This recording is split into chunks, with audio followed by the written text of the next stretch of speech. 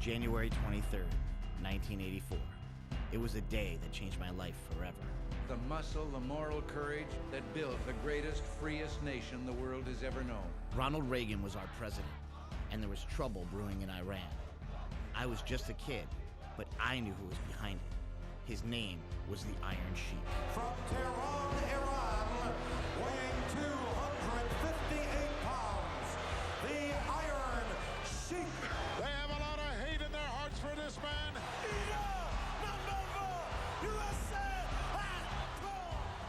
You see, Reagan may have freed the hostages, but the Sheik still had the championship belt. There was only one man that could save us. I am a real American. From Venice Beach, California, the incredible Hulk Hogan. And the Hulkster rips off that shirt. But 3 minutes into the match, Hulk Hogan was locked in the dreaded camel clutch. It's over for the Hulk. This move would snap the back of a normal man, but this wasn't a normal man. This was Hulk Hogan, and he was fighting for our country. The Hulkster got out of the camel clutch with the Sheik on his back, dropped the big leg, and he pinned the Sheik. Hulkamania was born, and the message was clear. You don't mess with Hulk Hogan, and you certainly don't mess with America. I must break you. Look what happened to Ivan Drago. He tried to mess with America, and Rocky kicked his ass. And then when the Vietnamese were holding POWs, Rambo went in and he kicked their ass. And in the spirit of Rambo, let me tell you, we're gonna win this time. Then came Arnold Schwarzenegger, the ultimate ass kicker. I never saw Gone with the Wind or Casablanca, but I can tell you every line of every Arnold movie. Crush the enemies, see them driven before you, and hear the lamentations of the women. Dylan, you son of a bitch. And they go bam, and they're all oiled up, and their veins are popping out. Better, stronger, faster. I was just 12 years old, and there was an explosion of ass kicking in America. And like our Olympic athletes, we set our sights on the stars and we're going for the gold.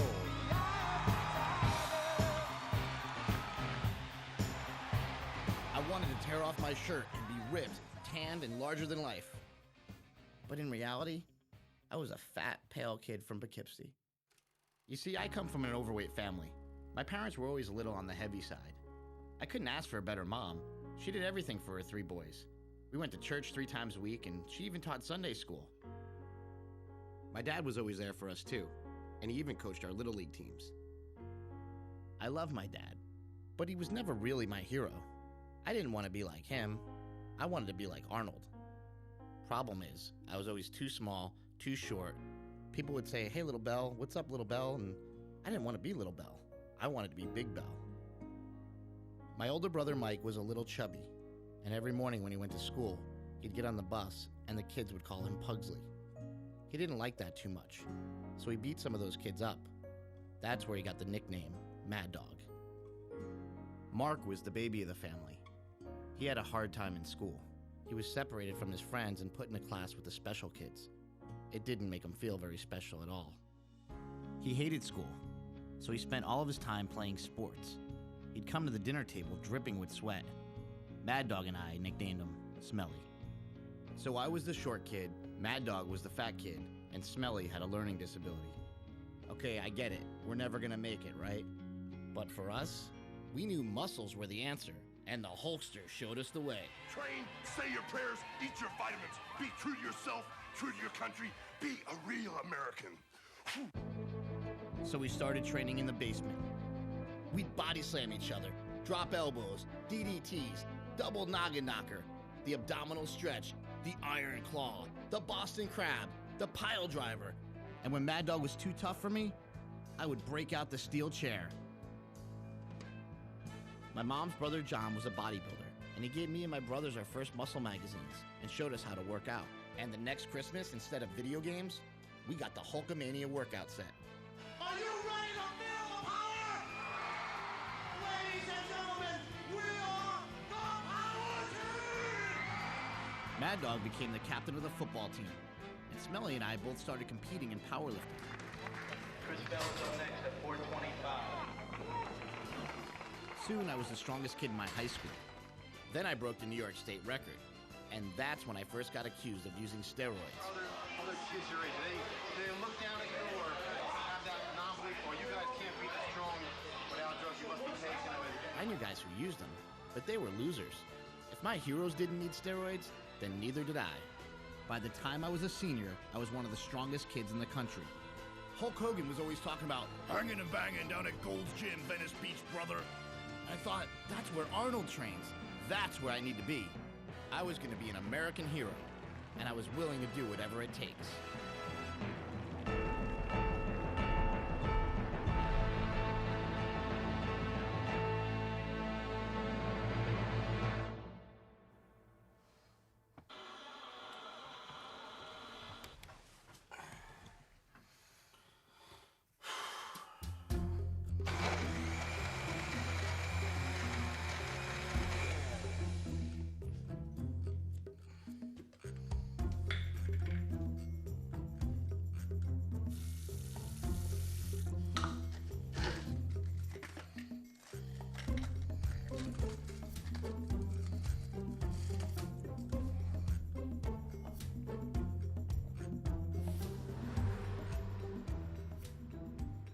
It's been 15 years since I got to California, and now I'm 33 years old.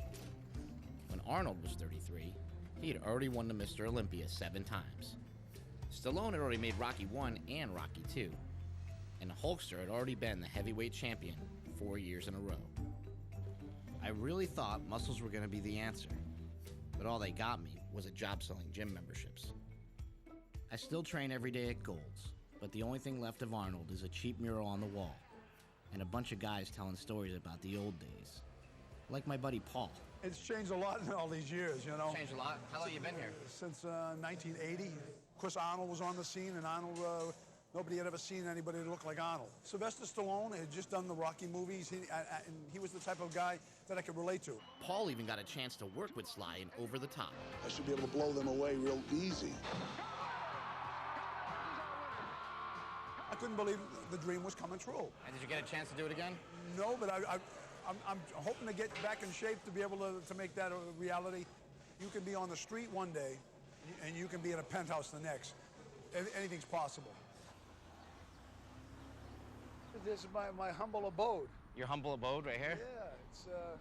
So do you actually live in the van? I actually live in... well, I sleep in it. Let's put it this way, yes. You should sleep in it? Yeah. And then you train over here? I train here, yeah. You would see vans like this, guys who come from all over the world, sleep in their cars, this and that, anything to get a chance to train at Gold's Gym, because we had something special here. What would you say to people that say, like, you know, the dream's over, man, you're 50 years old, like, yeah. What would you say to those people? They're the ones that are short-sighted. Now, in 6 months, I can still be in the van. But if I can outlift everybody, I can out-squat them, out-bench them, out-deadlift them, who's the king? Guys like you and me can fulfill our dreams. We can train. Game ain't over. The sun is shining. And it ain't over. Is that gonna be me in 20 years? I did everything my hero said. I trained, I said my prayers, I ate my vitamins. Where did I go wrong?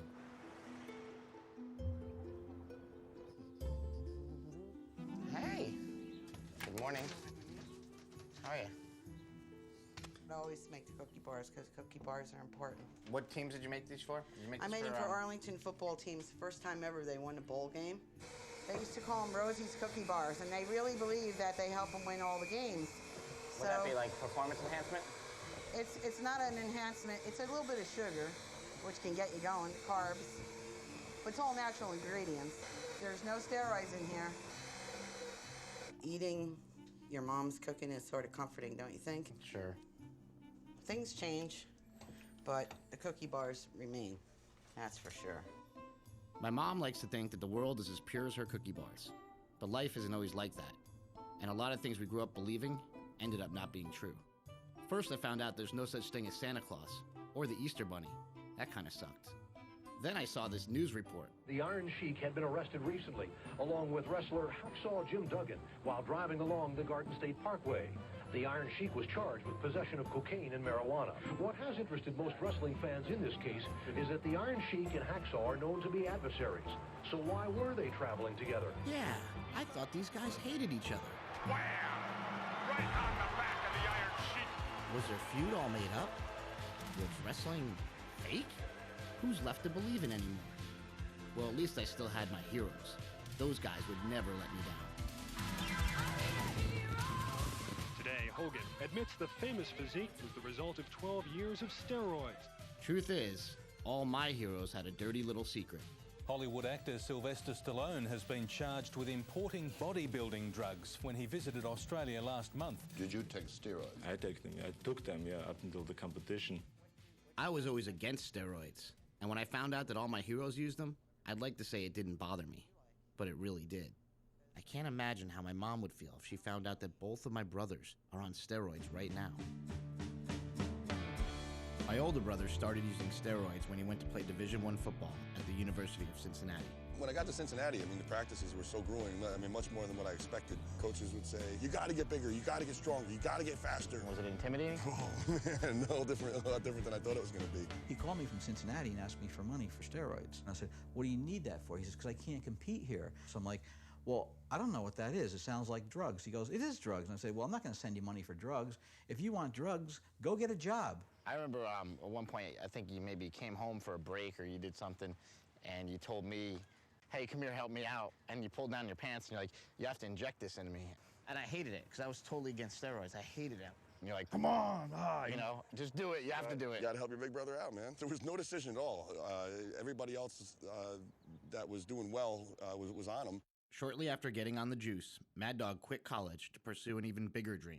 Oh, look at that now! Here we go, Mike Bell! I couldn't believe it. That was my big brother wrestling on TV. Oh, man! Mad Dog wanted to be a superstar, but he was what they call a jobber. That's the guy they pay to get beat up to make the other guys look good. He didn't care, though. He was going to get himself a contract and headline WrestleMania. Why did you even come in the ring? You should have gone home, dummy. But he never got the contract. And eventually, the WWE stopped calling.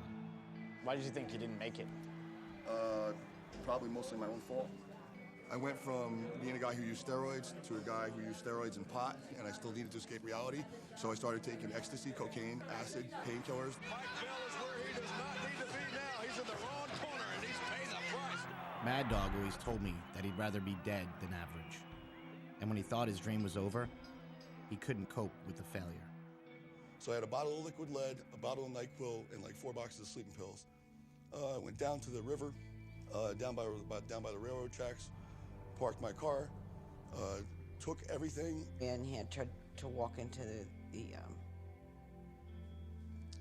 tried to walk into the Hudson River. So did you take all the sleeping pills? Everything. And the lead additive? There's no way I should be alive right now. There's no way.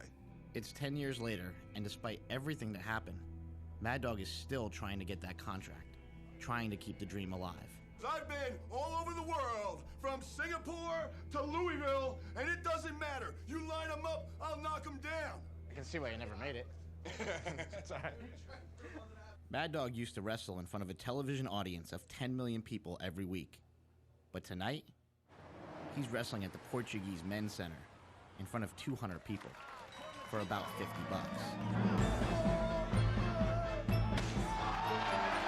And instead of wrestling Bret the Hitman Hart, he's facing Majito, and he's getting his ass kicked.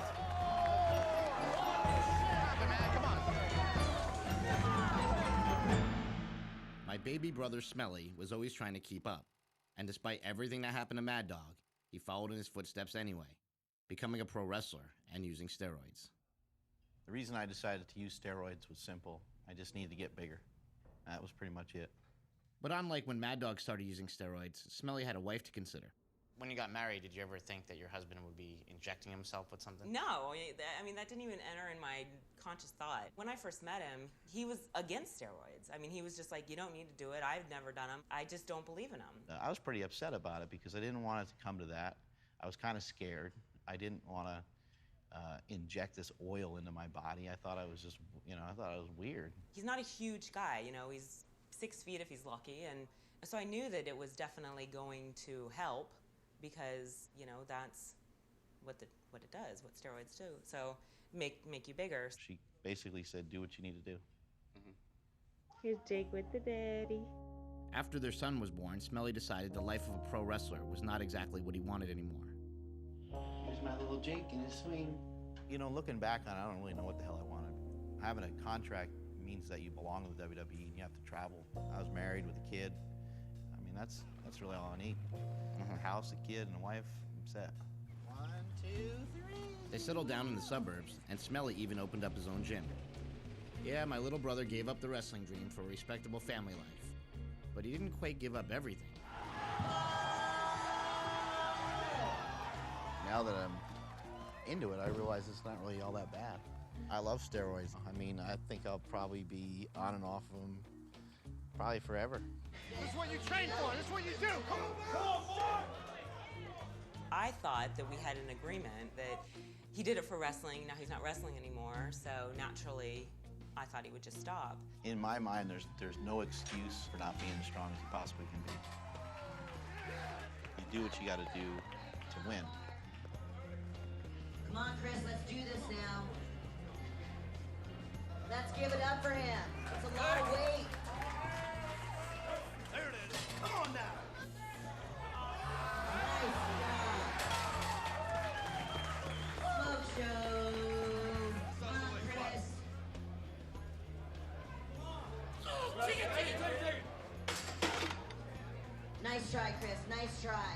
If you are apprehensive about taking a steroid or you're apprehensive about trying some new methods, then maybe you're not cut out to be a champion. In first place, Mark Bell. I guess I'm not cut out to be a champion, because I tried steroids, but I felt so guilty I had to stop. You gonna win worst overall lifter? And now I can't even compete in the sport I grew up loving. I mean, my baby brother just beat me by 130 pounds. We all grew up in the same house. So why are my brothers fine with steroids, but I'm not? What would you say the differences are between three Between the kids? three? Yeah. Well, I always kind of say it like this. You were in the middle of two guys that were very strapping, athletic, and you were tiny and short in stature. So I worked extra hard to make you feel extra special. One day I took you in your room out, and if you remember this conversation where I said, Christopher, what's the best part of an Oreo cookie? What is the best part of an Oreo cookie? The middle. The middle. That's right. So even though you have two sides of a cookie on this end, the middle part is the most delicious. Everybody wants the middle. They even made double stuff. Yep, this is pretty much how it was growing up. Mom stayed at home with the kids while Dad wore a suit and tie and went to work. He was at IBM for 20 years until he was downsized. But now he has his own business doing taxes. Everybody thinks that success in America is the amount of dollars that you have, and that's not true. The real true heroes are people who go to work every day and do their job and bring up their kids to the best of their ability. I wanted to be Hulk Hogan. I wanted to be Arnold. I wanted to be Sylvester Stallone. Did you have heroes like that growing up when you were a kid? Yeah, we did. We had heroes like Mickey Mantle, Roger Maris, but I knew I could never aspire to it because back then, you grew up, you graduated, you got married, and you had kids. Yeah, my dad had the American dream. You know, marry your high school sweetheart, buy a house, and take your kids to see the Yankees. But things are different now, and even baseball's changed from when my dad was growing up. And now when I think of baseball, I don't think about the Babe or Hammer and Hank. I think of steroids.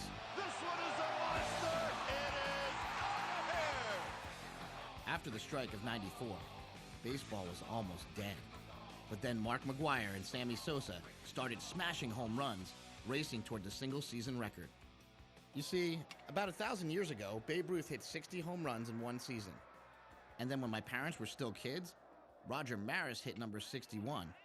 He was the home run champ for 37 years until Big Mac came along and crushed that record with 70 home runs, and baseball was saved. Mark McGwire, you have just broken the home run record. What are you going to do next? We're going to Disney World. I guess Barry Bonds wanted to go to Disney World too, because in 2001, he smashed 73 bombs to break McGwire's record. See, baseball players used to be scrawny, But now these guys were jacked, and it was cool. They started looking like pro wrestlers. If you were to construct a home run hitter in a lab, put him together, he'd look like that. Turns out that was kind of what was going on. A man with ties to some big-name athletes has been charged with providing performance-enhancing drugs to the pros. The guy with the pencil-thin mustache is Victor Conti. He used to be the bass player for Tower of Power.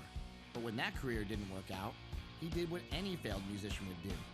He started selling undetectable steroids to athletes. Will you name names? Thank you. There will be a naming of names. Conti's files named over 250 athletes, including the home run king himself, Barry Bonds. And then something even crazier happened. Jose Canseco wrote a book. The surprise wasn't that he was literate, it's what he wrote about. He said he'd been taking steroids since '86, that 80% of baseball was on the juice, and that he personally injected his former Bash brother, Mark McGuire, in the ass. The lie, Mr. McGuire. Do you want to know the terrifying truth? Or do you want to see me sock a few dingers? All right. Congress wants to haul a bunch of baseball players up to Capitol Hill to talk about steroids. In 2005, Congress spent 151 days in session. They spent 8 of those days debating steroids in sports. That's more time than they spent on national health care, why the levees broke in New Orleans, and more than ending the war in Iraq. Apparently, the United States Congress takes this whole national pastime thing kind of seriously. I'm a baseball fan. I always have been. Let me just start by saying that I am a huge baseball fan. For me, baseball is not a game, it's a passion. We have every right to be concerned that the national pastime and all that it represents has been threatened by the selfish actions of a few. There's something simply un-American about this. If using steroids makes the Bash Brothers un-American, what does that make the Bell Brothers? Congressman Kanjorski, you think that this is not a matter for the U.S. Congress to be deliberating? I just don't think it's necessary. Why are we just going to call 7 people, and of what importance are they? In the last 52 years, we've only done it 25 times. 14 of those times were by the Un-American Activities Committee. Are you now, have you ever been a member of the Communist Party? Well, sir, I'm not here to talk about the past. I have never used steroids, period. Did you know that other players were using steroids? I have never seen a syringe. I've never seen steroids. But in locker room gossip, you may not have seen it. People talk, right? This guy's doing something, that guy's doing something. Now, Mr. McGuire, would you like to comment on that? You don't want to comment? Are you taking the fifth? This is about values, it's about our culture, it's about who we define ourselves to be. When we want to define to a foreign country what we're about, and you're going to show a film, what would you go show? Hey, how about Rocky IV? There's nothing more American than that. The big Russian trains in a high-tech facility with a whole team of scientists and trainers. And of course, he takes steroids. Meanwhile, Rocky's out there lifting logs, chopping wood, training in a barn, the all-natural way. Because only commies would take steroids, right? Sure, Sly. Whatever you say. Truth is, steroids were the secret weapon that helped America fight the Russians on the Olympic battlefield. And it all began here, York Barbell in Pennsylvania. When you were an Olympic coach, did you see a lot of steroid use going on? Much. Yeah. Much. Smitty's 83, one of the old-timers. He was the coach of the Olympic weightlifting team back then. Was it ever thought of as cheating at that point? No. No, because we figured everybody was taking. We figured even Steven. Smitty told me the story about how anabolic steroids were first introduced to the U.S. Olympic team. It was the late 1950s, and the Russians were dominating America in the space race and at the Olympics. But one night, the Russian coach got drunk and told the American coach they'd been injecting their athletes with steroids. The American coach raced home and developed an even more powerful steroid, specifically for Team USA. So if steroids actually helped America beat the commies, how did it get such a bad rap? Last week, former NFL defense lineman Lyle Alzado told NBC News that steroids were the cause of his inoperable brain cancer. How long were you on steroids? Most of my pro career. You know, I played 16 years. And it got me where I wanted, but also got me very sick. Lyle Alzado went from being the toughest son of a bitch in the NFL to being a sad, dying man. Everything I saw on TV taught me that steroids kill. Some alarming news about steroid use tonight. A drug bust in Phoenix, Arizona. Not for heroin or cocaine, but for something just as dangerous. Health damage from steroids can include heart, joint, and reproductive problems. This is a drug that kills. But what happens is these retarded idiots that give us the news, these talking heads that babble on TV, give us this rhetoric that comes from not one single expert. And they say ridiculous things like steroids will kill you, they'll rot your kidneys, they'll give you cancer, they'll do all these horrible things that are just not true. John Romano is a senior editor of a bodybuilding magazine, and he disagrees with what his media colleagues think of steroids. Well, how come we hear constantly in the news that people are dying from taking steroids? Show me the bodies. Lyle Alzado. Lyle Alzado didn't die from steroids. I trained with him for 2 years. He didn't die from steroids. I know he died from a brain tumor. I don't know of any of my colleagues that link his central nervous system lymphoma to his use of steroids. Dr. Charles Yasalis has published over 70 articles on the use of steroids and is one of the top experts in the world on drugs in sports. Are steroids killing people? Good question. They've been used in medicine since the late 1930s. I hope we haven't been purposely killing people. Can they be used safely? Yeah. These drugs are a boon in the medical profession. They're a miracle drug for people with, muscle wasting. They are, a miracle drug for burn victims, for cancer patients, people recovering from surgery. And for people with AIDS, like Jeff Taylor. Jeff has been fighting HIV for 25 years, and he says steroids saved his life.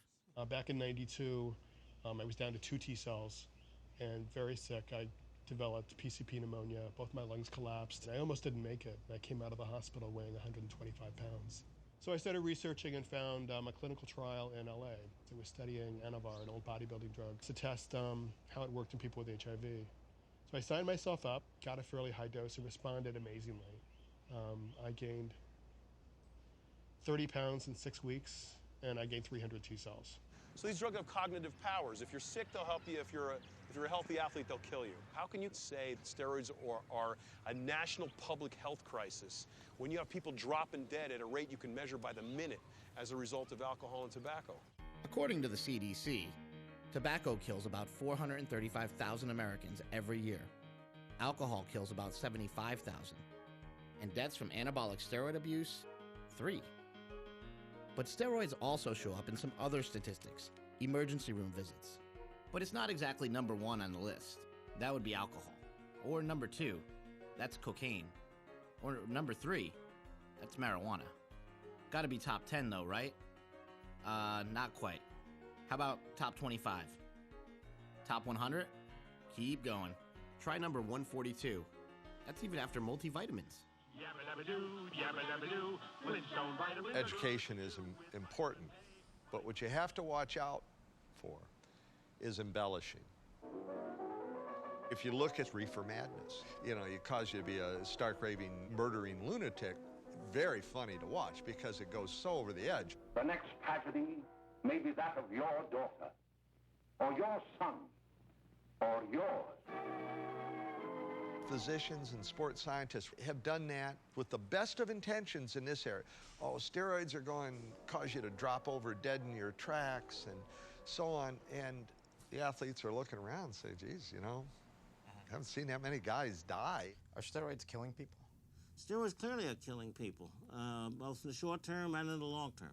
Dr. Gary Wadler is an advisor to the World Anti-Doping Agency and the media's go-to guy when it comes to steroids. We know it's been associated with stroke in young people, for which there was no other obvious explanation. We know it's been associated with heart attacks, for which there was no other obvious explanation. We know it increases clotting. What bothers me is people like Dr. Gary Wadler, who's a physician, and going before Congress and saying these things. And when confronted, please produce a single article that shows any of this in any scientific way. Can't do it. Dr. Norm Faust is a professor of medical ethics with a research focus on performance-enhancing drugs. I'm not denying that there aren't some serious adverse effects from anabolic steroids. It's just that we haven't been able to demonstrate any of them. Maybe that's because we don't study them. One of the problems with the ban on steroids is that it's impossible to do the kind of research that would answer these questions. Some purists would like to see those studies done. Well, I can assure you they never will be done. It'd be totally unethical study to do. So we have to use the information we have at hand. Depression, convulsions, anxiety, jaundice, myocardial infarction, which is heart attack, eczema, abscess, vaginal pain, vaginal discharge. You want to know what I'm reading this from? What does that say? Vitamin C. Thank you. I mean, look, peanuts are dangerous. You understand? Mm-hmm. There are people that take a peanut, that have a peanut, and they go into anaphylactic shock. Okay? The airway closes up, that's it, they die. Now, does that mean that we ban peanuts and sue God for making them?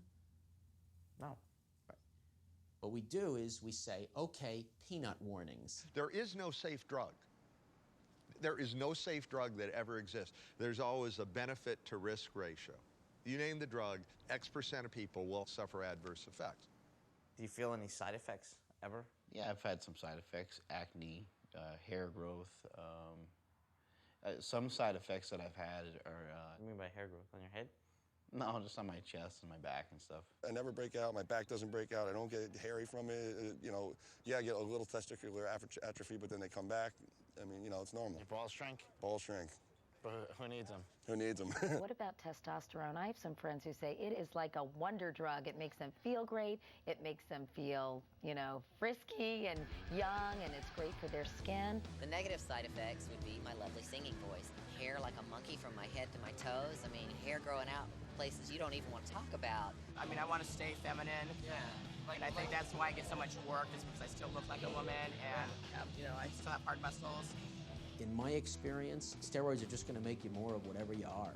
If you're a jerk and you take steroids, you're a super jerk, right? You've seen that, right? You go beyond. You're an asshole. I've never seen roid rage. I've never seen any difference in his personality or how he's with me, how he is with Jake.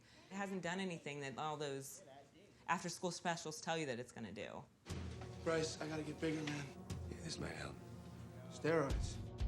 What is going on with you? Oh, damn it!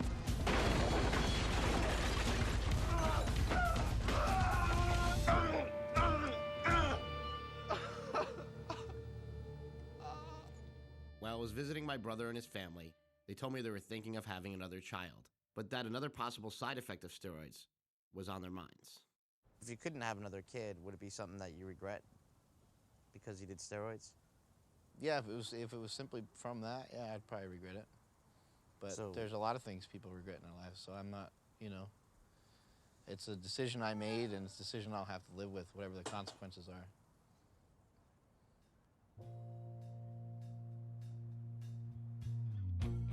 It's been 15 years since Alzado died. Why did you lie to me? I was afraid. Looking back on Maria Shriver's interview, I can't help but wonder, why wasn't she asking the real questions? Like, is this gonna happen to my husband? Did she really believe Lyle? Or was this just the beginning of the steroid myth?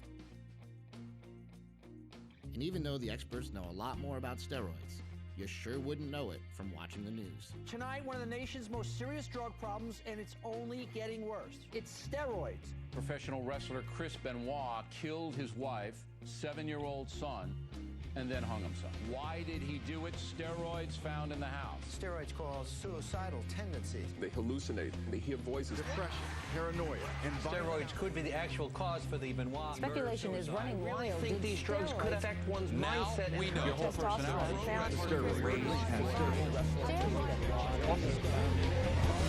Let's cut through the crap.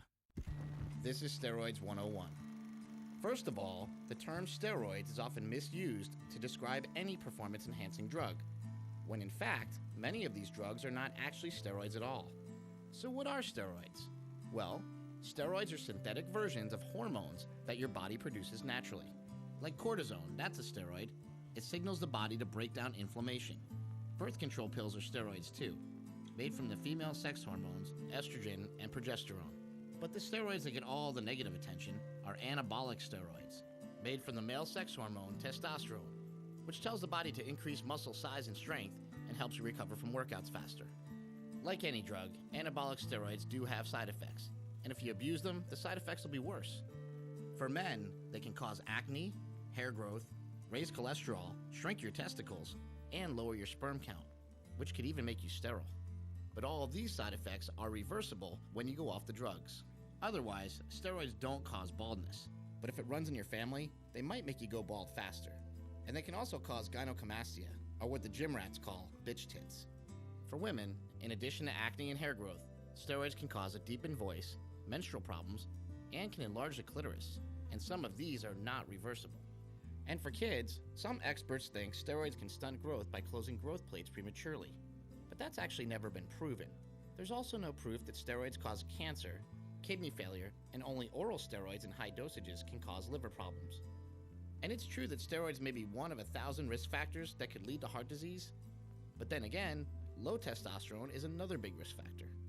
And roid rage? Steroids can increase aggression, but that only happens in about 5% of the population. And even then, they can't make you psychotic. And as for the long-term side effects, we don't know. No one's ever done those studies. At what point do we say that a behavior is such that people just shouldn't be allowed to engage in it? I mean, we do allow people to do lots of things that can hurt themselves. America's new junkies, plastic surgery addicts. I've had like my eyes done, rhinoplasty, chin, cleft, pectoral implants, bicep implants, buttock augmentation, and those are the ones I can remember right offhand. Common sense tells you this is dangerous and foolish. You wouldn't risk your neck in a trick like this. Common sense tells us that being shot out of a cannon is dangerous business. Handling dynamite, this too looks dangerous. Whether it's bungee jumping or skydiving or black diamond skiing, all of them are fun to do, but would subject one to tremendous risks with no real necessity.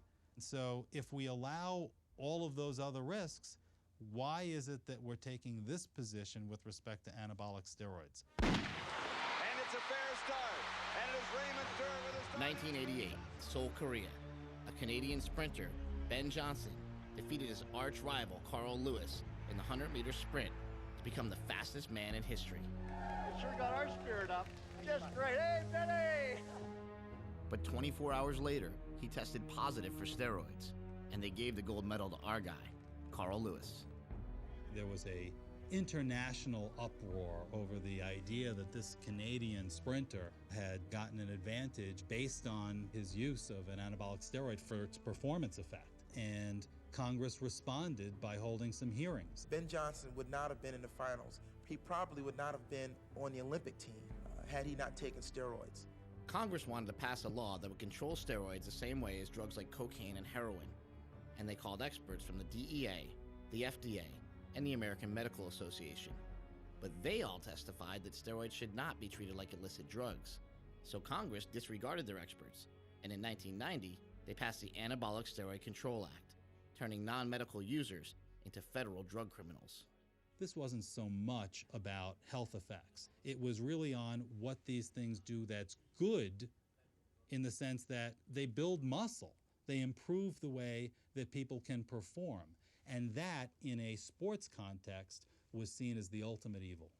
If we took a pie chart of steroid use and we looked at what percentage of that pie is comprised of athletes, they would be a very, very, very small slice of that pie. The overwhelming majority of the pie is comprised of the recreational gym rat who's doing it purely for cosmetic reasons. The irony is that we've addressed a sports cheating issue by creating a law that affects all the folks who aren't cheating in sports. One look at Gregory Valentino's arms and you know something's going on. The 40-year-old is charged with criminal possession of anabolic steroids with intent to sell. Some people may call Greg Valentino a freak and a felon. I call him a neighbor. He lives down the block from my grandma. He also happens to have the biggest biceps in the world. Holy crap. Do you have difficulty with just sort of the regular things in life, like making a sandwich? No.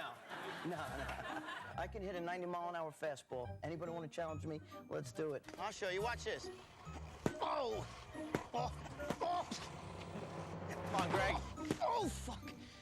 Told you I'm no Barry Bonds. I'm a red meat man. I eat a lot of red meat. Why do you think people in America are so uptight about steroids and steroid users? Because they fear. They fear what they don't know. You know, That's ugly. Who the hell would want to look like that? You know what I mean? I don't want to look like that. Why'd you want to look like that then? I mean, I like being big. I had small man complex, you know? And I'd be like, I don't want to be little, you know? I wanted to be taller, so I couldn't grow taller. So I grew wider. Personally, like, I think in the picture that you showed me, I look better. Your arms look a lot better there than they look now, right? I mean, Without a doubt. Agree? Without a doubt. I would rather look like that. Do you think girls look at me and go, oh my God, that's hot? They're like, that's fucking gross. I walk into a club, and the hottest girl could be there with her boyfriend, and her boyfriend will see me and mush her in the face to get over to me, just to say to me, like, dude, what the fuck? But you're getting attention from the guys, not from the girl. Oh, I don't give a shit. It's attention, you know what I mean? I can't explain it to you. It's like a mindset. Does that make sense or no? But I'll tell you what, when I'm done, my biceps are humongous. Humongous. Like that, bam! For myself, I'm kind of on the fence. I have two brothers, they're both taking steroids right as we speak right now. I don't know if I want people to think I'm not cheating, or to look at me and say, wow, you know, like, you really have a great build, you know, but do you think I should take steroids to get there? I think steroids are as American as apple pie. We live in a society today that you got MTV and reality shows. Madonna's making out with Britney Spears, rap music and all that shit, and you're worried about steroids? Kids are like, fuck you, cop. Fuck you, man. Playing video games like Grand Theft Auto where you're killing cops. That's worse influence, in my opinion, than steroids will ever be. And Barry Bonds hitting home runs. There's a big difference between a kid taking steroids, who's only had hair on his dick a couple years, as opposed to a grown man looking to perform better, at a better level in sports. And where is Schwarzenegger in all this? I mean, he is the poster boy for steroids. He's the poster boy for, hey, look at me, look what I did. I came, I conquered, I kicked ass. That autobiography says he was doing it when he was 15, 16. Hey, he won the Mr. Universe at 19 years old. 19. Did you ever see what he looked like when he was 19? Do you think it was God-given genetics, or do you think that maybe he took the performance enhancers? A lot of people idolize these guys, whether it's a rock star, bodybuilder, movie star, whoever. And all of a sudden you get to meet them. And man, is it a letdown, because they're never, ever what they appear to be. The guy you see in public like this has got the middle finger under the table going like this. It's never what you see is what you get. It's what you see is what they want you to see. Everybody idolized Schwarzenegger growing up. Everybody thought, man, I want to lift weights and live a pure life like Arnold, and I'm going to eat all my vegetables and take my protein shakes. Maybe I'll move out to California, train at Gold's Gym, and I'm going to get really big. I'm going to win contests. I'm going to be a movie star, too. Please welcome a man whose story embodies the American dream. One thing I learned about America is that if you work hard and if you play by the rules, this country is truly open to you. You can achieve anything. Dude. That is a pipe dream. That is a pipe dream, okay? To get where Arnold got in life, you have to be willing to step on a few fingers and step on a few friends and fuck a few people over. You don't get to that level without that. In this world, you're either the barracuda or you're that little minnow swimming around like this. And Arnold's the barracuda.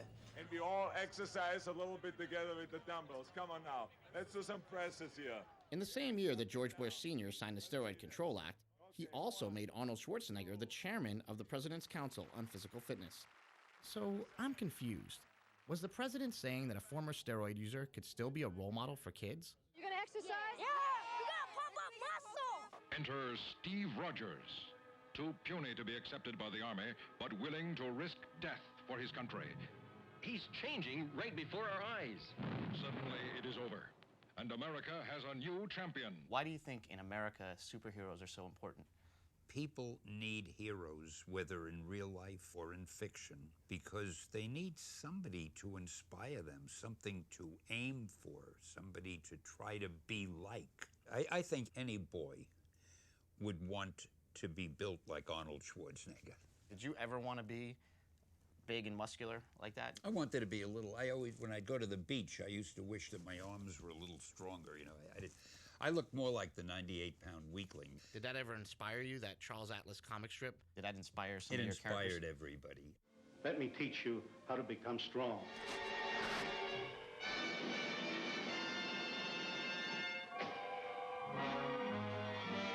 When you're young, you get impressions that pretty much last you all your life.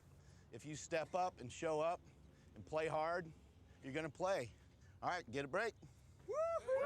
Rock and roll, fellas. We're in the weight room, dude. Smelly's now a coach for the local high school football team. Kind of like Arnold, he just wants to give back to the kids. Going to school was pretty painful for me. Oftentimes, I can find a kid who was like me, who maybe didn't have the best confidence, and show them how to lift weights and build them up physically and mentally. He's the kind of guy who would get in your life and just totally turn it around, like, keeps me going, you know, keeps me motivated about something. When he works with those high school kids, that's his passion. Not a lot of kids have, like, a strong male figure in their life. I mean, a lot of people, they're usually very selfish, but he's not. I mean, I've never really met anyone that's like that. There's a gym in Columbus, Ohio, where the strongest guys in the world train. It's called Westside Barbell, and this is where Smelly learned from his role model, Louis Simmons. I've got a philosophy like many. When you go to war, you go to kill. You don't go to get killed. There's nobody in this place that's not trying to be the best athlete in the world. Everybody here's trying to achieve an elite level of success. Pretty much as you're a kid, you always want to be the strongest, you know what I mean? I always want to be the strongest guy. And I still want to be that, you know what I mean? In 1959, my father showed me a book. It was about the Russians taking testosterone. So I said, well, what the hell? You know, first chance I got, I'm going to do some of this. And so I did. I've actually been on anabolic steroids for 36 years.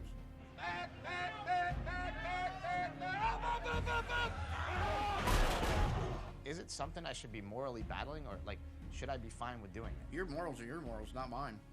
Who am I to judge you? And who are you to judge me? You want to be strong or you want to be weak? But you can't be strong without doing steroids. You can't be as strong as possible. If you want to reach the top, you're going to have to do it. Everybody thinks anabolic steroids is an easy way out. The people that train for anabolic steroids train way harder than people that don't. Regardless of what people think of Barry Bonds, you can't take a bottle of testosterone, put on Barry's baseball uniform, and make him hit 700 home runs. Barry's got to go out, train, and hit the 700 home runs. But what if a scientist came up with something better than anabolic steroids? You see cows, you see immense, powerful cows. They basically have changed their genes. If they could change your genes, would that be illegal? What would they do then? Just ban sports in general? Oh, my Lord. When people see these, is the first question, how many hormones do you pump into them? Well, it's two comments. One would be, oh my gosh, what did you do to that thing? And secondly, it looks like Arnold Schwarzenegger. This is a Belgian Blue Bull. 2,600 pounds. All muscle, all natural. So tell me again, you're all natural. You're not taking anything.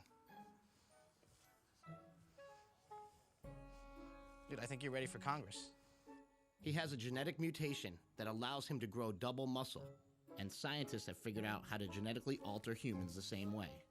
Dr. Lee Sweeney is using this technology to try to cure muscular dystrophy. It's obviously going to become more and more evident that, what we call talent is, really genetic variation. There's genetic enhancement available that might be able to, give you what nature didn't give you. Trying to figure out how to do it in the safest way is something that hasn't been worked out. If you find out that it's safe, would you be somebody who would say, hey, I'll do this? Yeah, I'll be first in line. Because it seems like this is the future of sports gene doping. Gene doping, yeah. I wouldn't do it. Will gene doping ruin sports in America? I don't think so. I mean, I think anytime there's a new technology, everyone says, okay, we have to stand back and think about what this is really going to mean to society. And I think that's the debate we will come to in the coming decades. Good sportsmanship. You know what that means? Play fair. When I was a kid, cheating was pretty clear-cut. Like when the $1 Million Man hired the referee's evil twin brother to cheat the Hulkster out of his title. Is that Dave Hebner, or is that Dave Hebner? Cheating in other sports wasn't all that different. Remember when Joe Niekro was caught scuffing the ball with an emery board? Something came out of his pocket. Or what about when the Patriots were playing the Dolphins, and they hired an ex-con to clear a spot in the snow for the field goal kicker? You can't do that. I think it's the most unfair thing that I've ever been associated in. Or like when Rosie Ruiz won the Boston Marathon. The mystery woman winner, we missed her at all our checkpoints. Why take steroids when you can take a bus? And who can forget when Tanya Harding hired a goon to take out Nancy Kerrigan's knee? I guess if you can't beat him with a lead pipe. But somehow, steroids seem kind of different. I thought in undergraduate school and in college I was a pretty good athlete. But I find myself angry in my gut. Because these are the same guys who would have taken me out. Not because they had more God-given natural talent than me, but because they enhanced with artificial means. If using steroids is cheating, it seems like a whole bunch of other stuff should be cheating too. Take Tiger Woods, for example. He had LASIK eye surgery, and now his vision's 20/15. That's better than perfect. My eyes are stable, my game's a lot better. I feel pretty good coming in. In a game that relies so much on depth perception, wouldn't superhuman vision be a performance enhancement? Then there's cortisone shots. They helped Kurt Schilling win the World Series, and those are steroids too. Truth is, corticosteroids can have worse side effects than anabolic steroids, but they're used in sports every day. He had a 20-minute cortisone shot after Monday's match after his back tightened up. Here's an even more confusing example. Floyd Landis claims that he did not take steroids to win the Tour de France. Truth is, I didn't use testosterone like I'm accused of doing. I didn't cheat. I didn't do anything outside of the rules. I won the Tour clean, and I deserve to win. I'm proud of it, and I always will be. But he did sleep in his own altitude chamber.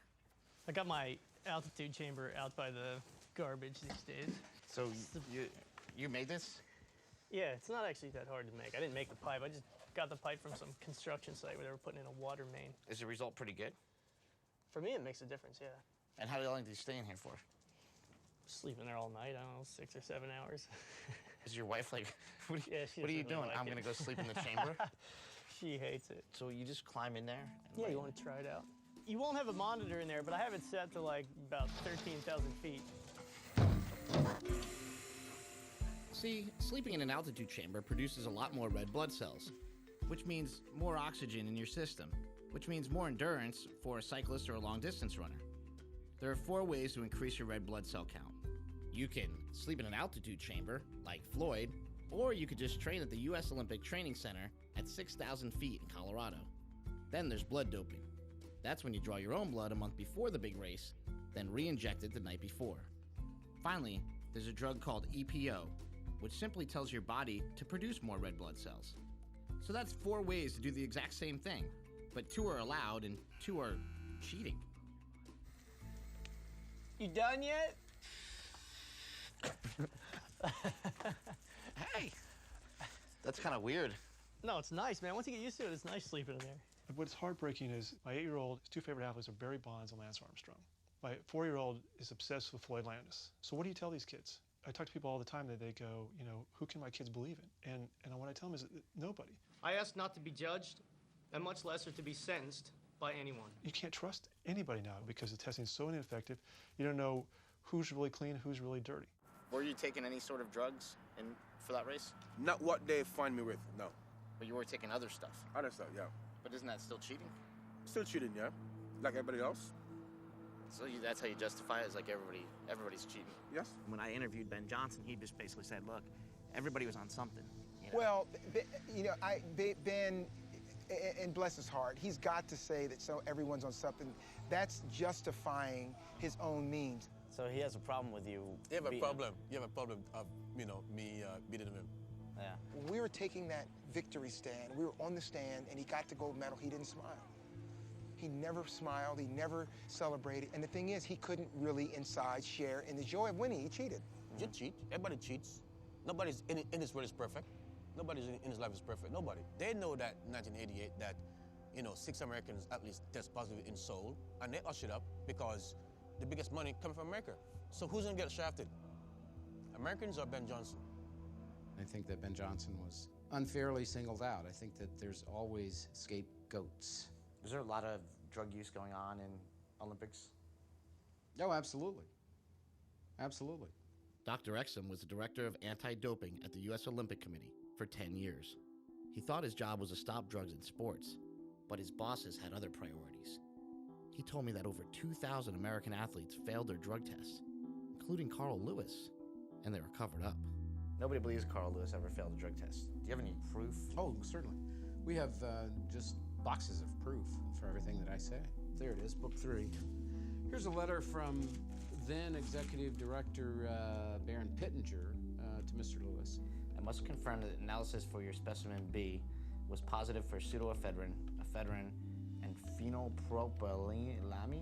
Is that what it is? Phenylpropanolamine, yeah. IOC banned stimulants. By policy of the USOC, this finding is cause for disqualification from the Olympic team for the 1988 Summer Olympic Games in Seoul, Korea. Wow.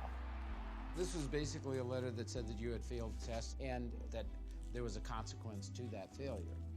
As you all know, that didn't come about. You actually received a letter or a call Yes. that you had failed a drug test Right. because of some stimulants? Yeah, it was like a cold medicine type thing, an herbal supplement. They made up this term. It was called inadvertent use. An athlete took something without meaning to take it or without meaning to gain an advantage from taking it. And so they made that up to basically kind of let people off the hook?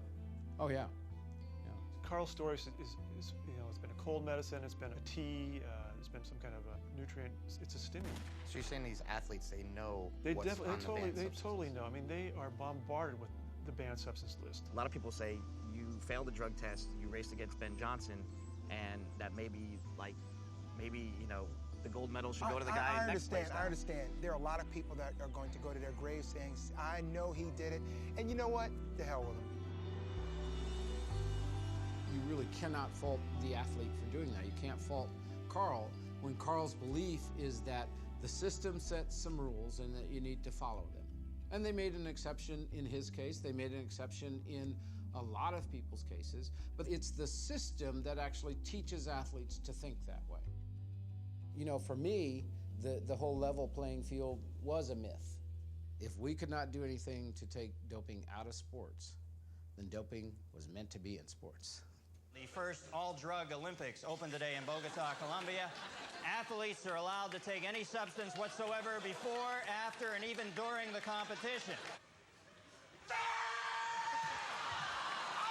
he's pulled his arms off. He's pulled his arms off. That's got to be disappointing to the big Russian.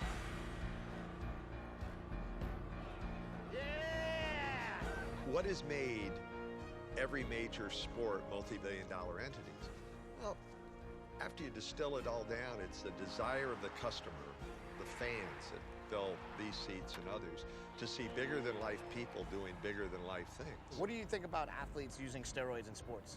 Steroids? I love it if they're on my team. I think it's totally wrong. Totally wrong. First offense, throw them out. Hell, ain't cheating. You kidding me? Ready, go. Oh! It all gets back to money. As long as people continue to buy Mark McGuire shirts, Barry Bonds hats, we're feeding that monster. You vote for the Raiders by wearing the Raiders hat. You cast your vote for Nike with your t-shirt, Every day when you pick $1 out of your pocket, you're voting. And if you don't like, athletes juicing up, then don't vote to have that done. Don't buy their stuff. Don't go to the game. Do steroids. Become governor. Be big and strong. No girly man. The Giants, baby! Woo! Shocker! Woo! Since the steroid scandals broke, sports revenue has gone through the roof. People are buying more tickets, t-shirts, and souvenirs than ever. So if this is what we, the people, are voting for, why did Congress get involved? They always tell you that if you have a problem, talk to your congressman. Lucky for me, my congressman is Henry Waxman. Hey, how are you? I'm fine, how are you? Very nice to meet you. Chris Bell. He's the one who called the baseball hearings in the first place. He's got to have some answers. I think it's important for sports figures in major league sports not to be allowed to use steroids under any circumstance. And for young people, we certainly don't want them to be using it. So the drug is a restricted drug. It's not a, there's not a, let me see. Brian, is it illegal to use it? It's illegal. It's legal in some circumstances. It's legal with a prescription. Medical prescription. Okay. It's legal with a medical prescription, and the other drug was the Testosterone or just steroids in general. I think that they're also banned. They're already banned in professional sports. Brian, am I right? Speak up if I'm wrong. Yes, they are. Okay. Well, these products are already banned. Cigarettes and alcohol are legally available, but not if you're under the age. When And I think the age is 18 for both all around the country. Is it 18 or 21? I'm getting confused. What? 21. Okay, so strike that.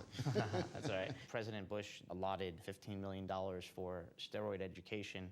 Where has that money gone? I don't know.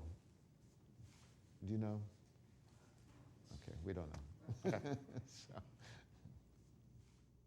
There's a war on drugs, and congressmen want to look tough on drugs, so they just demonize them all. And they say, oh, these are our children are being exposed to them, they're going to kill our children, and they just paint everything in black and white, and they really don't see the areas in between. For those of us who live in the gray areas and whose life depends on it, it's a very important issue. Politicians are always looking for an issue to get behind. They're always looking for something to be able to say to the public, hey, look, look at what my legislation's doing. Look at what my bill has done. I'm out there. I'm protecting you. I'm protecting the children. Turns out the most important witness at the baseball hearings was not a famous athlete. Taylor Hooton was a 17-year-old kid who committed suicide, and his father blamed steroids. I believe the poor example being set by professional athletes is a major catalyst, fueling the high usage of steroids amongst our kids. And parents across America should hold you accountable for behavior that inspires our kids to do things that put their health at risk and that teaches them that the ethics we try to teach them around our kitchen table somehow don't apply to them. Please help us to see that our children's lives were not lost in vain. You have the power to do something about it, and we're counting on you to do so. Donald Hooton coming in and putting a human face on it was more powerful than the statistics or any of that stuff. On average, 5,000 kids a year commit suicide in America, and most parents never know exactly why. I wanted to find out why Donald Hooton is so sure that the answer could be as simple as steroids.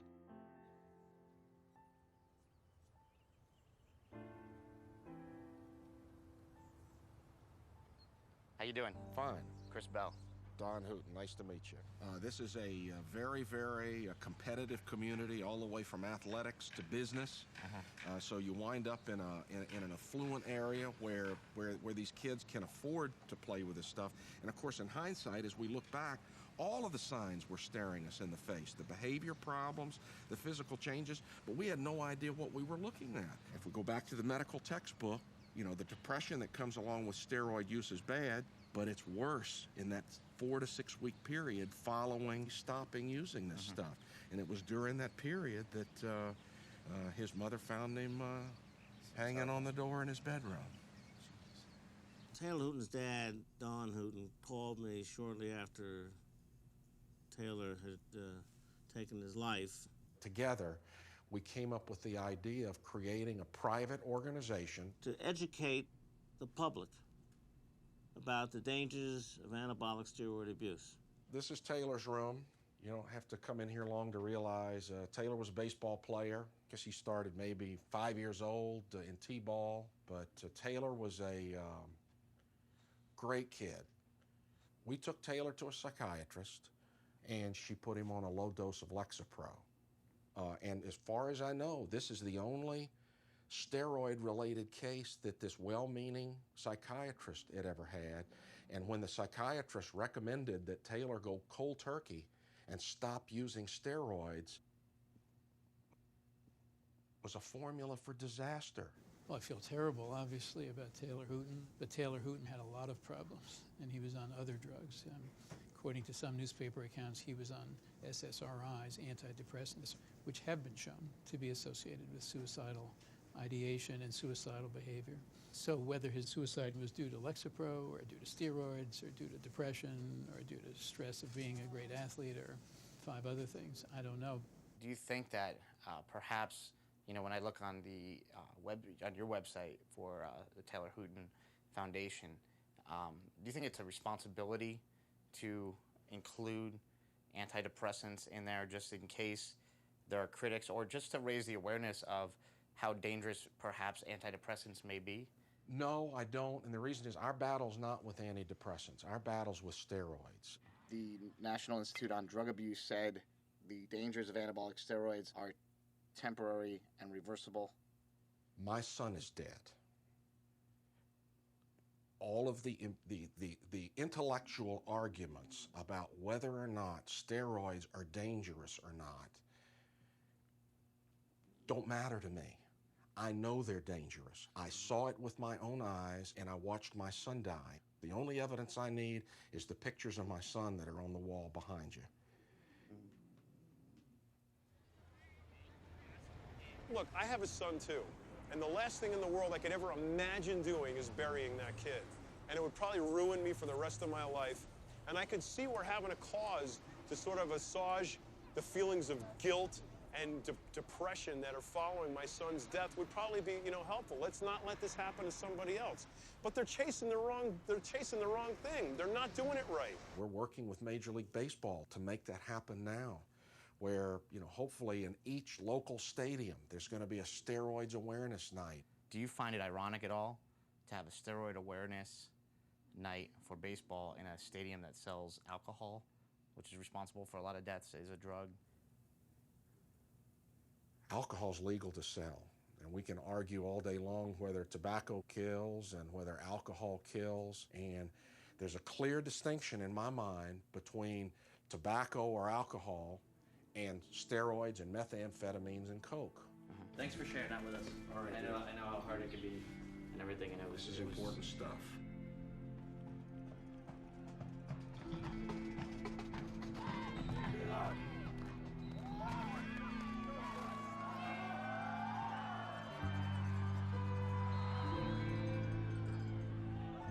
Anybody who asks me about it, I let them know. I tell them why. I tell them, how much I take. I'll tell them anything they want to ask me about them. What about the kids?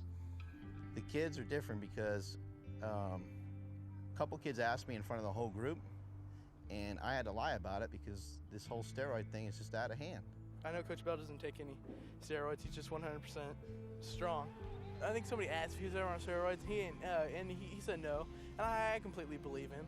He just teaches that steroids are basically, there's a cheap way out of doing hard work. I say they're not for kids. Steroids are not for kids. That's plain and simple. You should achieve some things naturally, and then maybe you should think about them when you're, an adult. The main reason why I don't take steroids is because he got into my head that I don't need them, that I got the potential right now as a teenager to get as strong as I want. What good would it do them to know that I take steroids? It wouldn't do them any good. They'd just be like, oh man, he's a cheater. Would you ever tell our parents that you do it? If they ask me. I only cook 2 pounds. I hope it's enough. We went to church all the time. I grew up in a great family. I don't think I could ask for anybody better to be parents, And when I went to USC, I didn't do any drugs. I didn't do anything. So like, you're a good boy. And then I got to a point where I actually tried steroids. I tried Winstrol, which is injections. You injected a needle in yourself? It's just in the muscle. Yeah, because you get to a point where you're like, I'm kind of getting out of shape. I don't feel like I used to. The reason I stopped doing it was because I thought it was immoral. I thought it was so wrong, and like, what if my parents found out I did this? I think it's really hard to hear that you tried them and everything, but for you, it's not hard for me. What I'm saying is that it's hard to hear it. And what about Mark? I mean, how come you're staying big but you're not getting fat? Like, you're just all... I'm getting fatter. No, well, your face is rounder than normally. I put on body fat. You're about 7 or 8% higher than you normally are, wouldn't you say, for how much heavier you are? I have no idea. I don't really care either. He's already married. He doesn't care. Except Smelly's not saying anything. Don't let your brothers overrun your conversation. When you get caught with something, I think the truth is always the fastest way out of the situation. But it's not always the best way out. She's concerned, just being a mom, and she's just trying to, leave it open where I could say, yeah, you know what, I do them, and this is why. And I think that's what she's looking for. But she still never directly asked me, so until that time comes, I ain't saying nothing. People have a tendency to cheat at everything, and that happens with taxes too, just like it could with steroids or any other thing. It's human nature. It's the sinful nature of man. My dad convinced Mad Dog and his wife to settle down in Poughkeepsie, And he's been doing income taxes for the same guys he used to wrestle with. I keep a couple things around, not too much. Big John always keeps it real. This just says, "Too Mad Dog, thanks for everything." Not exactly how he thought his life would turn out. I get up, I go to the office, I make money for them, I make money for me. I got a great wife, I got a great family. But I wanted to be a famous wrestler, and I wanted to live the life. I wanted to be on the road, traveling, meeting people, making money, having fun, living the life. He'll break down and he'll be crying. He'll say, like, Dad, the biggest fear I ever had in my life is being average Joe, and I'm 36 years old, and that's all I can see for myself. What do you want to do now? Like, where do you see yourself going? I mean, the immediate goal is to, get out of Poughkeepsie, move to California, establish my name, and then start my own business eventually. It seemed like he was making good progress, okay? But he wasn't making any progress. I told him the other night, I said, you might be fooling everybody else, but you're not fooling me. You're full of shit. You're still on stuff. Why do you think he wouldn't tell us about it? He tells me everything else, that he's done. I think he's partially embarrassed, and I think he's, that's part of addictive behavior. His thing is this: I'm gonna be fine as soon as I'm out of here. I'm gonna go live in California. My life is gonna be perfect. But if he really believes that, no, he's not gonna be fine at all. Here's why. You know who I feel bad for? I feel bad for Nadine.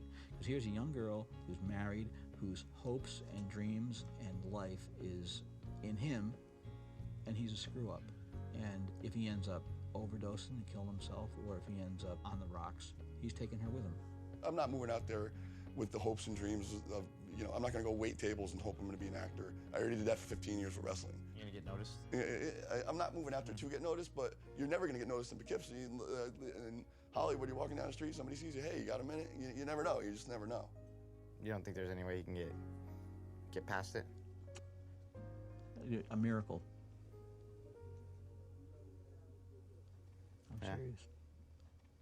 Yeah, I think they're going to find him dead someday.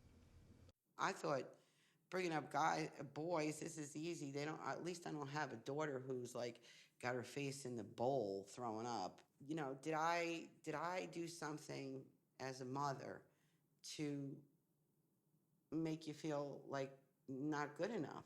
When Mike went off to college and he calls your father up and says, "Can I try steroids?" No, you're not getting money to try steroids. We both thought that was like a crazy thing. So. But do you know where he ended up getting them from? No, but I wasn't going to. He got them from your brother John. No. So it's something that's like, in our family. It's something that like, when. Chris, you're already killing me with this as it is. Well, just gets worse. I'm just telling you the truth. I'm just trying to tell you how I feel as a mother. I am broken to my soul. My heart is broken. When you were growing up, Hulk Hogan, look what he's saying. Take your vitamins, say your prayers, and what? Believe in yourself. Yeah, but it's not true. I started working out. Take your steroids, okay? I don't know if he ever prays or not. Never heard him talk about God in his whole life, okay? Now that time has gone by, I'm like, is this guy a fraud? And that's where I think that everybody needs to begin to accept. I am who I am, said Popeye the Sailor Man. He even was a gyp. You had to take spinach. You had to take spinach. Everybody needs something. What's up with that? If I just accept who I am right now, isn't that just giving up? No, accept who you are as a person. Then your body image is something different. You think a fat person hasn't tried everything that's legal? But I'm not going to cross the line. The Bible lays everything out about how to live your life. But the Bible can't solve all your problems. It can. I can't pray to look like Arnold Schwarzenegger. It's not going to happen. No, you can't pray to look like Arnold Schwarzenegger, but neither can you take enough steroids or enough human growth hormone to look like him but either. You can get as close as you You're not. It's not going to happen. You're fearfully and wonderfully made. Every sinew in your body, every muscle, every fiber was made by God, and you're exactly who He intended you to be. And so what to somebody with a six-pack of abs? Maybe they don't have what you have. Why don't you ever think that way, too? What I don't get is why did our boys not feel that they were good enough? My father or my grandfather never worried about whether they had a six-pack of abdominals or what percentage body fat they had. So why is it now, in the 21st century, that there's this huge preoccupation with body image that just didn't exist before? Dr. Harrison Pope is a psychiatrist who studies why American men are becoming more obsessed with their bodies. So here we have G.I. Joe from the 1960s. This is when he first came out at the time of the Vietnam War. He's a perfectly normal-looking dude. Here is G.I. Joe from about 10 years later, from the mid-1970s. He's got abs now. He's clearly been putting in some time in the gym. And then here is G.I. Joe from the 1990s. Bicep is up to 16 inches or so, full six-pack of abs, even got serratus muscles visible on the side.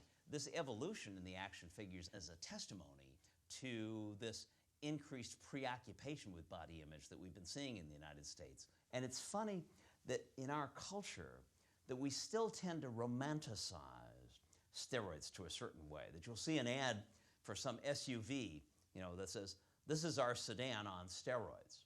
But you wouldn't see an ad for an SUV saying, "This is our sedan on cocaine."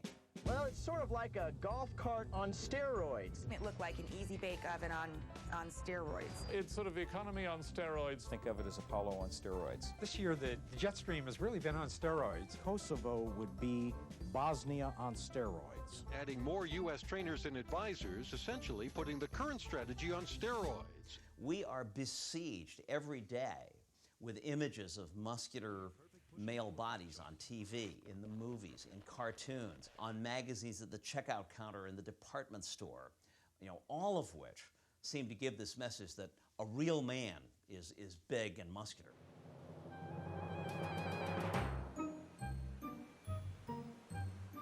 There you go, just like that. Good, give me some good abs, Christian. That's it. I saw Conan the Barbarian when I was 11.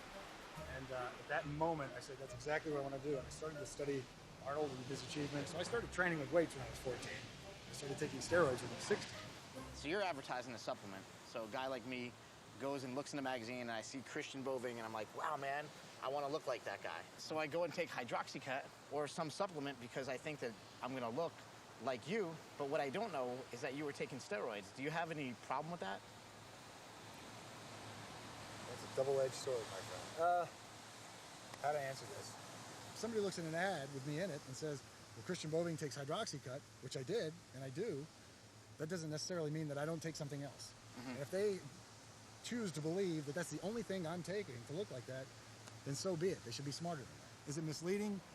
Possibly a little bit, yeah. But is it a lie? Absolutely not. I'd say probably 80 to 90%, I'm not kidding you, of all the stuff I see in magazines is complete hogwash. It's ridiculous to me. I don't understand why there's this need in advertising to really manipulate things. The bone-thin fashion models, they get all kinds of eating disorders, and with men it's the opposite. They get the Adonis complex, and then there's all kinds of trouble ahead because you have all these kids who are like you and me when we were young, looking at all these people, and they're perfect. And how does that make somebody feel who's not as perfect as the people they're seeing? Not very good. So this stuff I've tried, loaded with sugar. Tried this. Tried this. Of course, I've tried this. Everybody, I think, has tried muscle milk. Tried this, tried all these drinks. If Speed Stack weren't enough, you have Extreme Speed Stack. The supplement industry is very unregulated. You don't have to have FDA approval to come out with a dietary supplement. That gives people room to come out with some, lower quality products. This product says new legal formula on it. I don't know what the old, what the old formula really had in it. Belizean man vine extract. I don't want any part of that. Best if used by date and lot number on bottom of can. Yep. I always thought the health industry was about, health. Why does it feel like we're back in the Wild West? It'll clean your teeth and curl your hair. The best in the West. I wouldn't be dead without a bottle.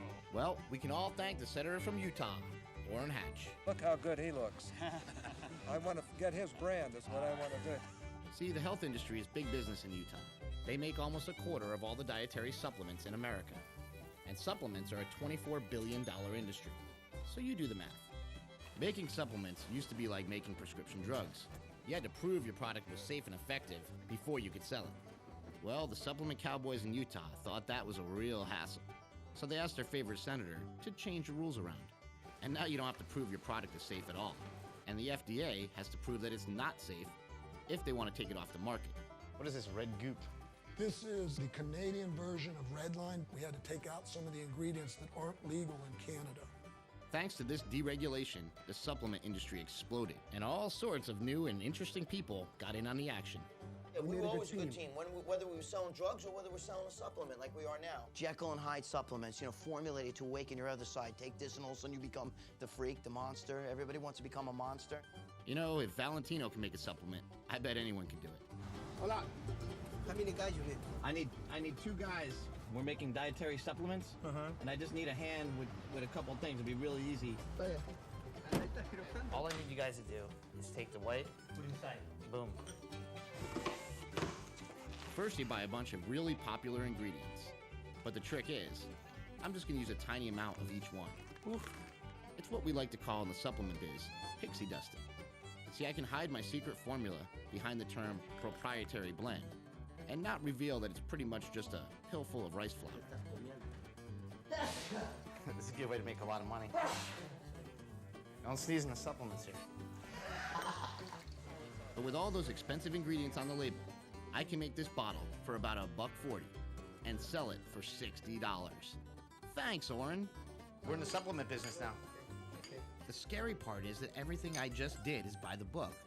Well, except for the illegal immigrant day laborers. But hey, nobody's regulating them either. Now I just need a misleading advertisement. They airbrush these guys a lot when you put them in magazines? Definitely. There's all kinds of techniques and tools you can use to completely manipulate the body. Really? In fact, some of the before and after pictures, they could be done in the same day. You haven't shot them in the same day, though, have you? I have, actually. Oh, you have? Yeah. What do they do? Is this the self-editing part? I should keep my mouth shut?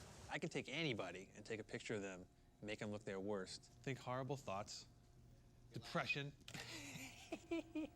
And then, through all kinds of ways, make them look their best. Just don't cut my nipple off.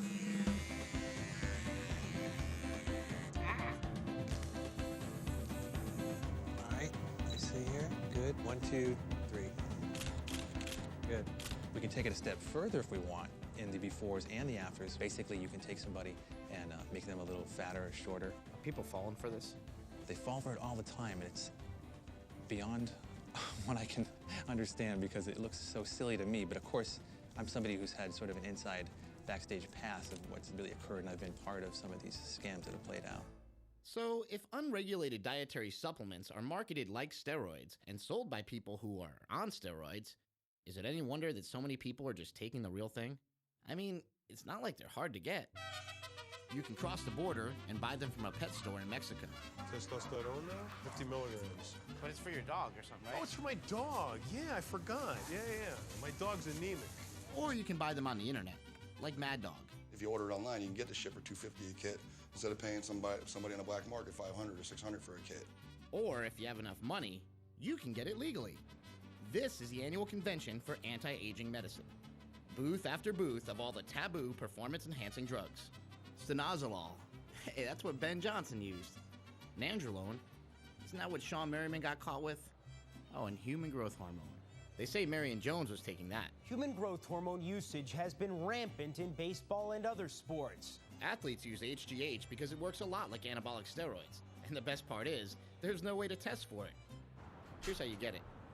First, you go to your anti-aging doctor.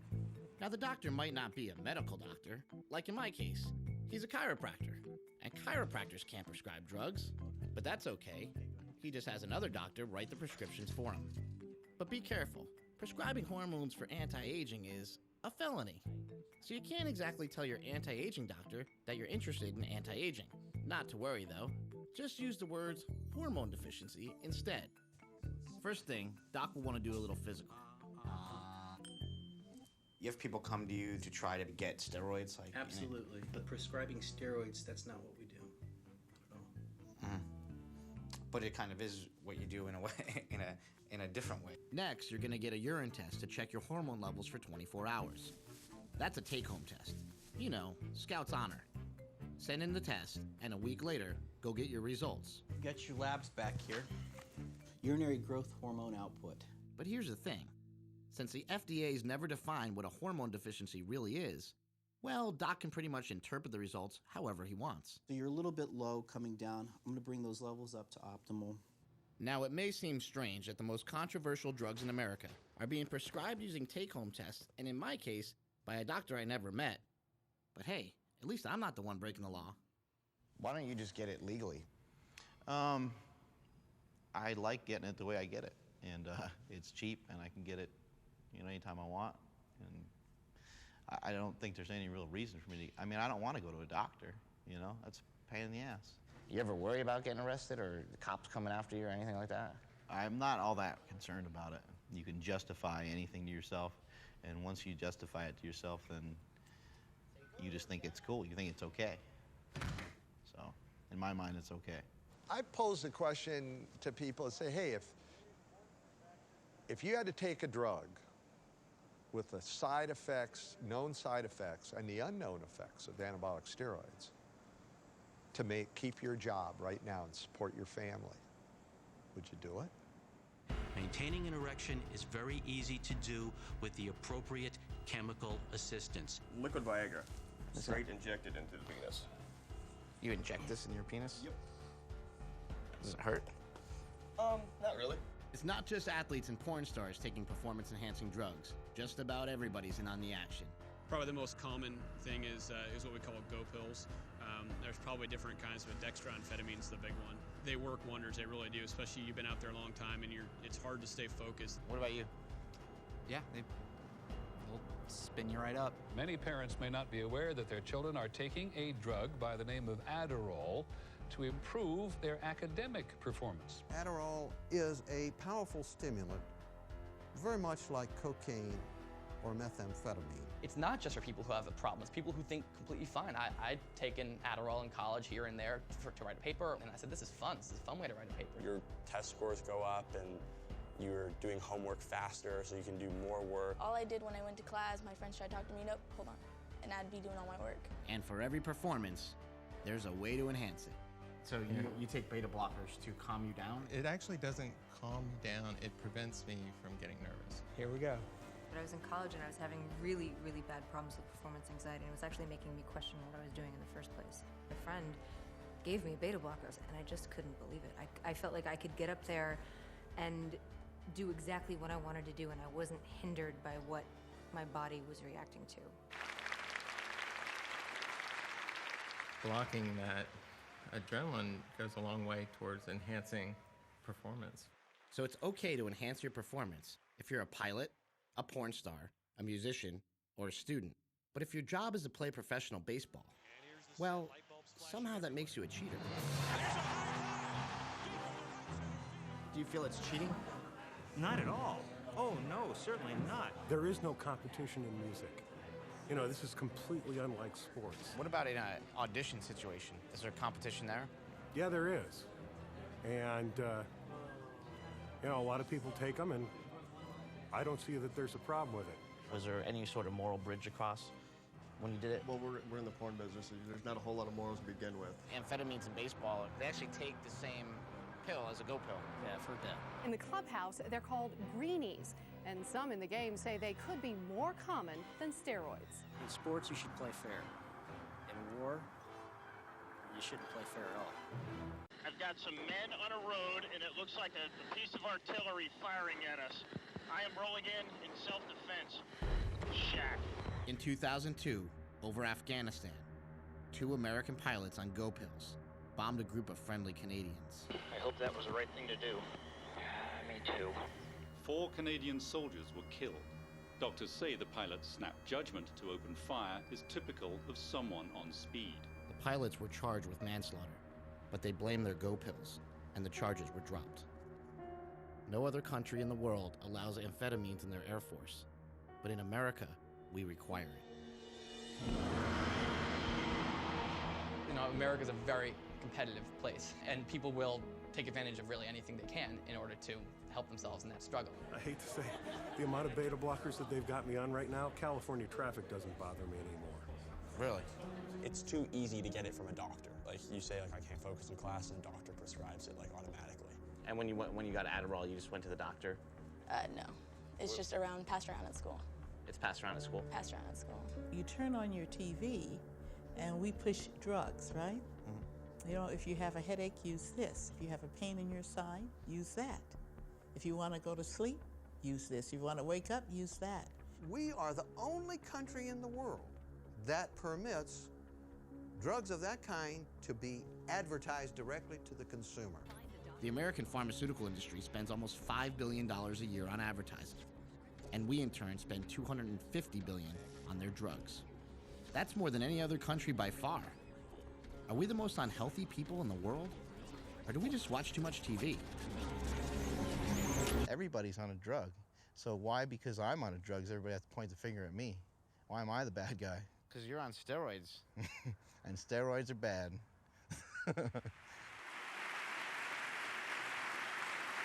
To help children make right choices, they need good examples. Athletics play such an important role in our society.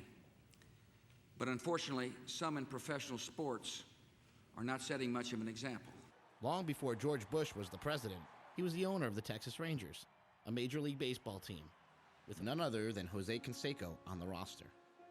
Do you think that the team trainers, the managers, the general managers, and even the owners might have been aware that some players were using steroids? No doubt in my mind. Absolutely. So did the president know that his players were on the juice? You've admitted to using steroids in the past. Knowing what you know now about them, would you have done it? Yeah, absolutely. The National Football League has talked more about steroid testing or human growth hormone, and I know back in your day you've admitted that you did that. Your stand on that right now? Well, I think it's good to do doping tests, and the trick always is to find a way of really doing true testing. Right. I think that we have to do something about the drug use in sports, and I think it does send the wrong message to our children. So Arnold wants to crack down on steroids. But every year he sponsors his own bodybuilding show, the Arnold Classic. And they don't drug test at all. It's unbelievable the shape this guy's in. I mean, how ripped they are, how big they are, how cut they are, their posing routine and everything. I'm so proud of them. I tell you, it is really amazing. This year, Governor Schwarzenegger handed over the winning trophy to Victor Martinez, a guy who was busted for selling steroids just a couple years ago. And a few days before this competition, he was implicated in another steroid scandal. The bodybuilder who won a competition sponsored by Governor Arnold Schwarzenegger this past weekend has been linked to a steroid investigation. A spokesman for the governor says Schwarzenegger did not know of Martinez's links to steroids. Come on, Arnold. What do you mean you didn't know? Okay, let's compare. Here's Arnold Schwarzenegger when he was on steroids. 6'2", 235 pounds. And here's Victor Martinez, 7 inches shorter and 15 pounds heavier.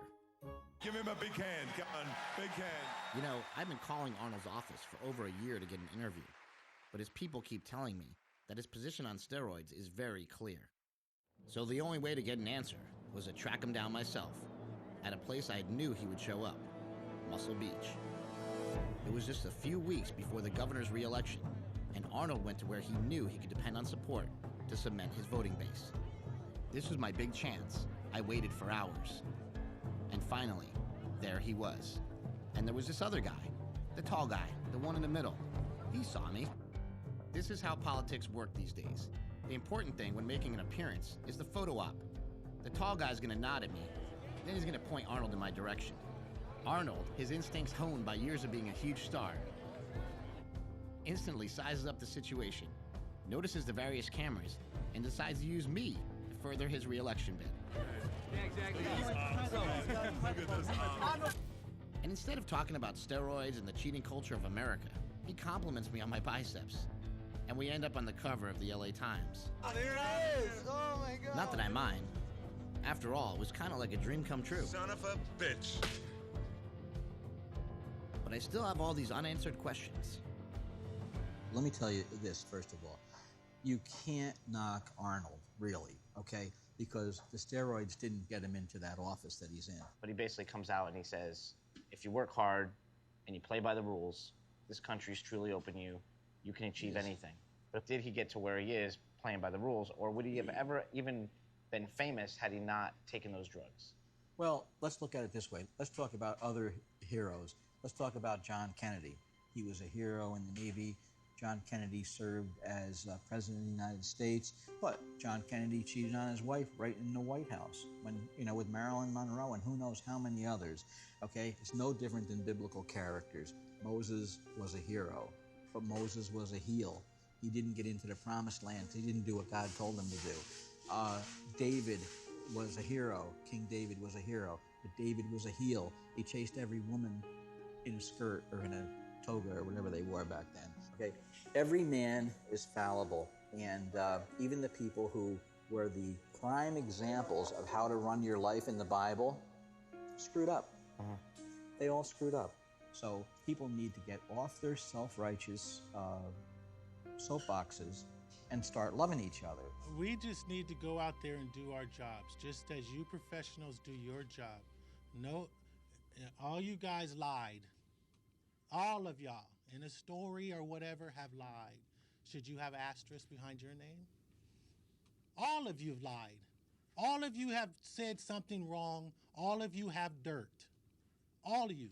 When your closet's clean, then come clean somebody else's. But clean yours first. Hi, how are you? Last name is Bell, B-E-L-L. I took the oath to serve you. I say to everyone here today and to all Californians, I will not forget my oath and I will not forget you.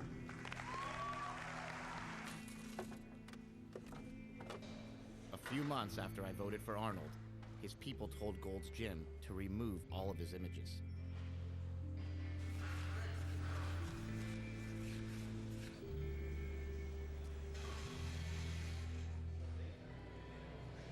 What is the meaning of this? It's a dark day in Gold's Gym. They're taking down Arnold's poster. You have a lot of respect for Arnold? Is he one of your heroes? Well, he was until he took his shit down.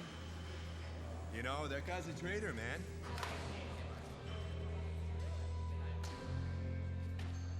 The gym feels different now. The old Arnold's gone. And somehow, this time, I don't think he'll be back. So you excited to be out here instead of in Poughkeepsie? Hell yeah, man. I got a job making 3 times as much money. My rent's just about the same, and I'm right by the beach, and I got a convertible. Right here next to the mirror, honey. Put a little muscle in it. There you go. Higher. So what do you plan on doing here that you weren't doing in Poughkeepsie? Geez, like having fun at life instead of hating life. Think it'll help you, like with your problems and stuff? Absolutely. I feel better already. Now that Mad Dog's in California, things seem to be going pretty good for him. He got a job working as a trainer at a local wrestling school. Now if I want to take it here, keep your face up, so. He'd actually make a great teacher. But that's not good enough for Mad Dog. He still wants to be a superstar. So this Sunday night, pay-per-view, Madison Square Garden, Hell's Bells will toll for you. Got it. Just not on it last week. I'm sick though, dude. Mad Dog sent his promo to the WWE, but they rejected him again. They said he's too old and not what they're looking for right now. You know, I want to believe that the world is good, but it's not, and I want to try hard, but why try when you can't win? Those who can't do train, it's just I never understood why I didn't. Yeah. You know? Like, what's the problem with just being like a normal guy? Like, what's wrong with just being normal? There's nothing wrong with it. Well, actually, there is something wrong with it. The thing that's wrong with it is that I was born to attain greatness, and I'm the only one that's holding myself back, and I need to attain greatness. I need to do it. You live down by the beach, you have a beautiful wife, and nothing's ever good enough. I can only imagine how she feels. And do you ever, you know, think like, why am I dragging somebody else in this? I know that a lot of times she's crying herself to sleep, and I know that sometimes she doesn't go the way that she did when I first met her. And I know it's my fault, and it really tears me up. Yeah. Well, I mean, like, I worry every day that what I worry about is you're going to lose your job, you're going to lose your wife, and then you're going to lose yourself, you know? If I lose my job and my wife, what else do I have?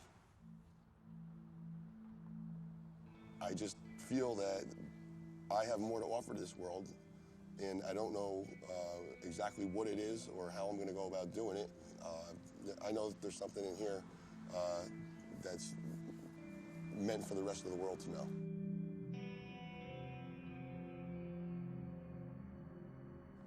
kids. You all admired the champion marble shooter, the fastest runner, big league ball players, the toughest boxers. Americans love a winner and will not tolerate a loser.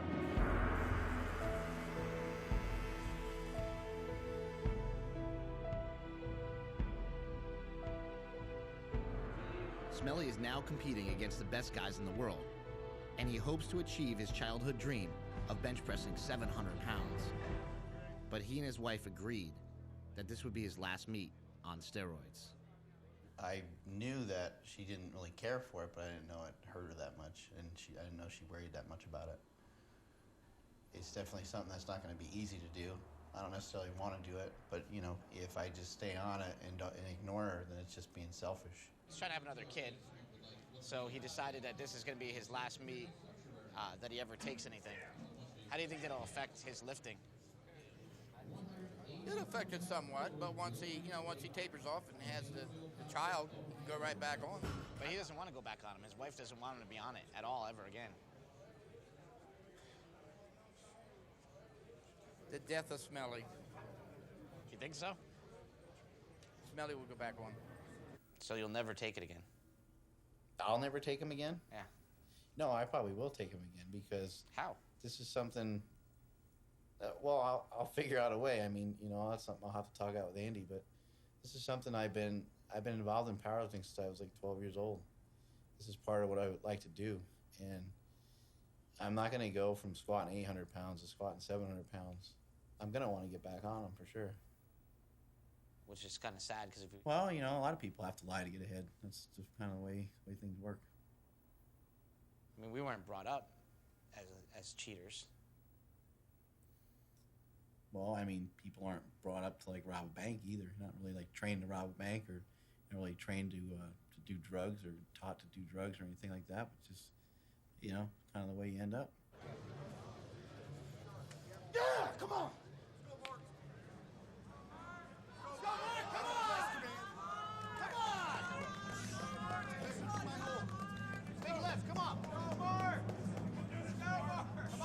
This.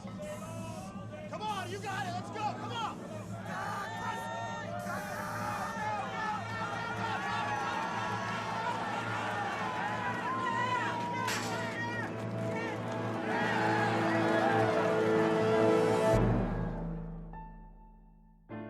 My baby brother is on steroids, and we all know it. But look at us. My dad looks like he won the lottery, and my mom's prayers have been answered. I was raised to believe that cheaters never prosper. But in America, it seems like cheaters always prosper. The use of performance-enhancing drugs like steroids is dangerous, and it sends the wrong message. That there are shortcuts to accomplishment, and that performance is more important than character. There is a clash in America between doing the right thing and being the best. Americans play to win all the time because the very thought of losing is hateful to America.